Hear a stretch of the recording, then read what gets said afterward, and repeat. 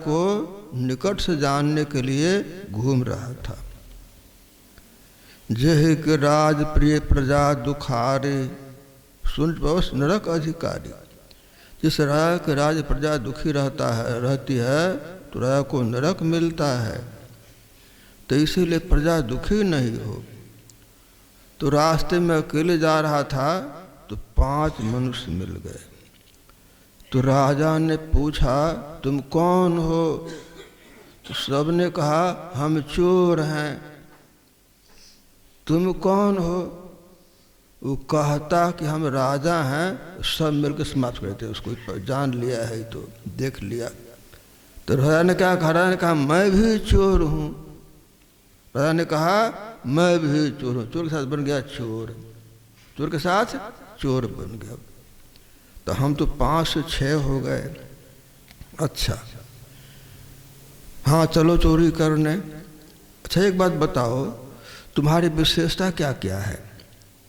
हम में कोई होना चाहिए सरदार, सब काम में सरदार होता है, गाइड करता है तो सफलता मिलती है।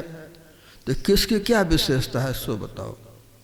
तो एक ने कहा कि मैं ऐसा फंदा डालता हूँ अटकता है, जितने लोग चढ़ जाओ उतर जाओ। दूसरे ने कहा मैं ऐसा सेंध मारता हूँ तो जितने लोग चले जाओ आ जाओ। तीसरे ने कहा मैं सूंघ के जानता हूँ कहाँ कौन सामान रखा है। मैं सूंघ के जान लेता हूँ कहाँ कौन सामान रखा है। चौथे ने कहा मैं जिसको रात में देखता हूँ उसे दिन में भी पहचान लेता हूँ।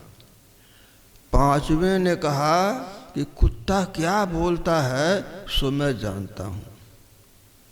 तो सबने पूछा वो 6ठे आदमी से तुम्हारी क्या विशेषता है? उसने कहा मेरी ऐसी सिफत है, घोर अपराधी भी क्यों न हो मैं हिला दूंगा सिर बस रिहा हो जाएगा, हिला दूंगा सिर बस रिहा हो जाएगा। तब कहा सबने हाँ तब तुम ही बनो सरदार, तब तुम ही सब बनो सरदार। कहाँ चोरी करें? तो बगल में तो खजाना है राजा का। चलो पहुँच गया, ढंग से पूरा माल उठा करके जल दिया जंगल में। वहाँ जाके बंटवारा कर लिया, राजा को जो मिलना था मिल गया।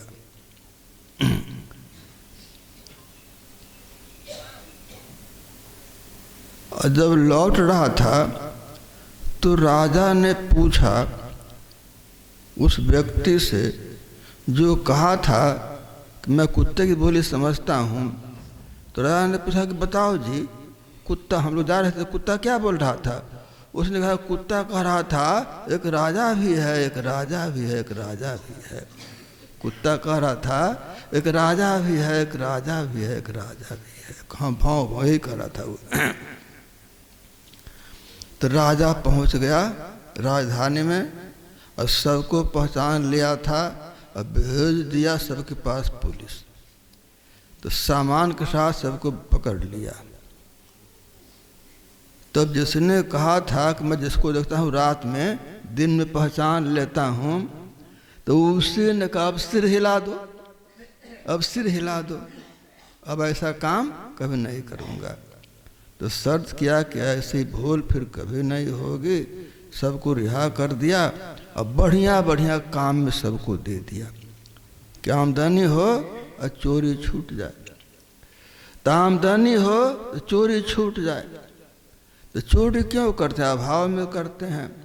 तो ऐसा सुख मिल जाए जिसके बाद कोई सुख अधिक कोई सुख नहीं हो, ऐसा सुख मिल जाए तो फिर अपने आप तृप्ति हो जाएगी। तो इस तरह से भगवान शिव नाम जप करते थे, मन साफ हुआ और उस मन में भगवान श्री राम प्रकट हो गए।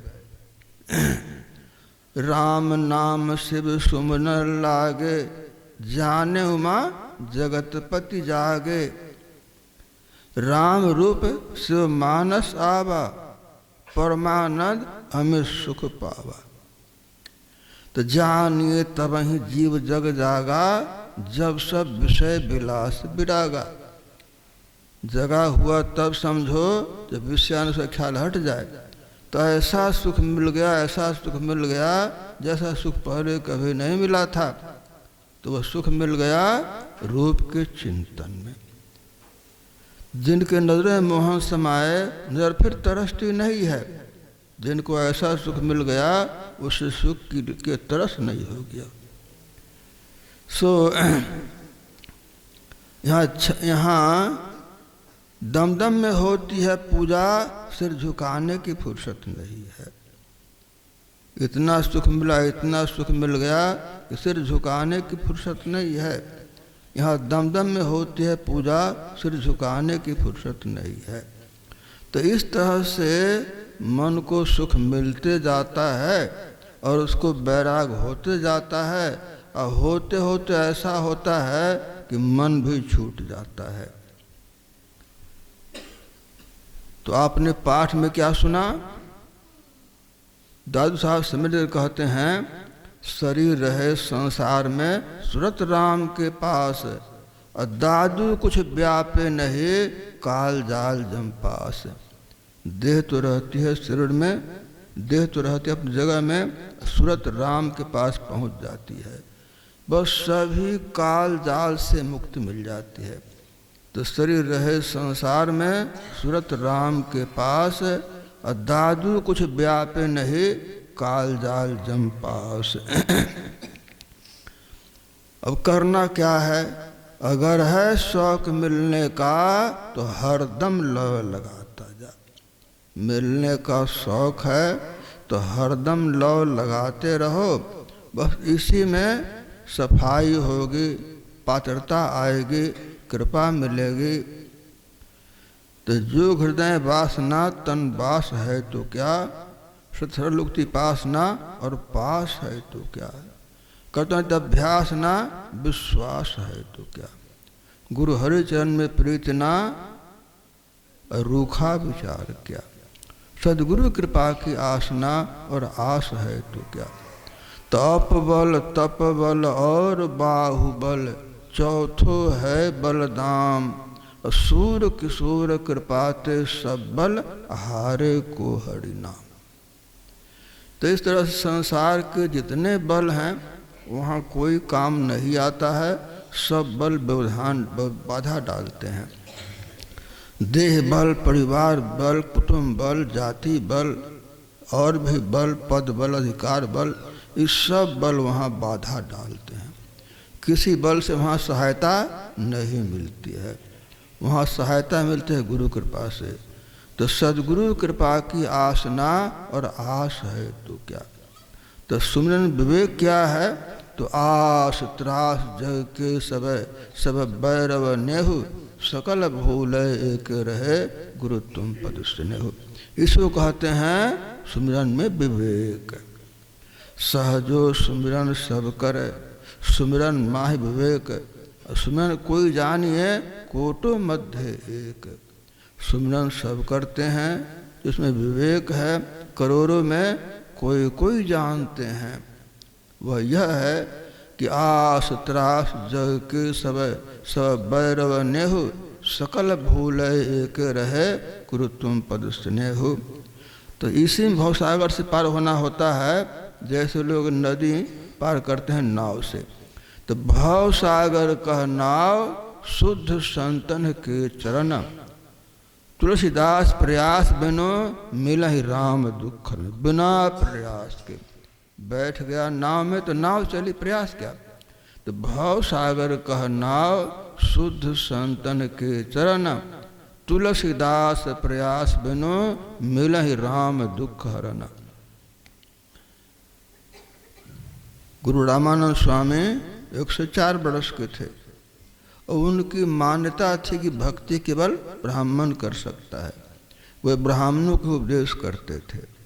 तो सत्संग में बैठे थे, एक ब्राह्मण पहुंच गया, कहा महाराज आपने जो बताया सो मैंने सब किया, लेकिन एक को नतीजा बाकी नहीं है। देह बीमारियों से भरी है, मन विकारों से भरा है और आमदनी होती नहीं है, समाज में कहीं कोई पूछ नहीं है। रामानंद स्वामी ने कहा कि मैंने तुमको बतलाया, तुमने किया, लेकिन कर्म फल तो भोगना ही पड़ता है। जैसे आपने सुना, धड़ के नीचे हिलडुल नहीं, चेतना भी नहीं। तब कबीर साहब ने कहा कर्म फल भोगना ही पड़ता है, तो भजन क्यों करेगा तब? तो भजन क्यों करेगा तब? सब भजन सब तो छोड़ बैठेंगे, भजन सब के सब भजन छोड़ बैठेंगे, भजन क्यों करेंगे तब? सब नास्तिक बन जाएंगे तब, जब करने में कोई फल लाभ नहीं है। तब कबीर साहब ने कहा, स्वामी जी, यजुर्वेद के 13वें अध्याय के 8वें मंत्र में लिखा है कि परमात्मा घोर पाप को काट कर सुखी कर देता है। साथ बैठ कर देखा तो बात सही, अब तो चुप रह गए। तब कबीर साहब ने कहा कि चलो जी, मैं जानता हूं मंत्र जिससे दुख मिटता है। तो कबीर साहब के पास गया, कबीर साहब ने जुक्ति बतला दी। तो जो काम नहीं हुआ 30 वर्ष में हो गया, 3 दिन में हो गया वो।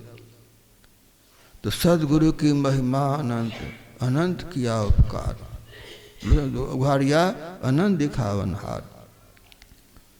तो सदगुरु दरिया साहब कहते हैं,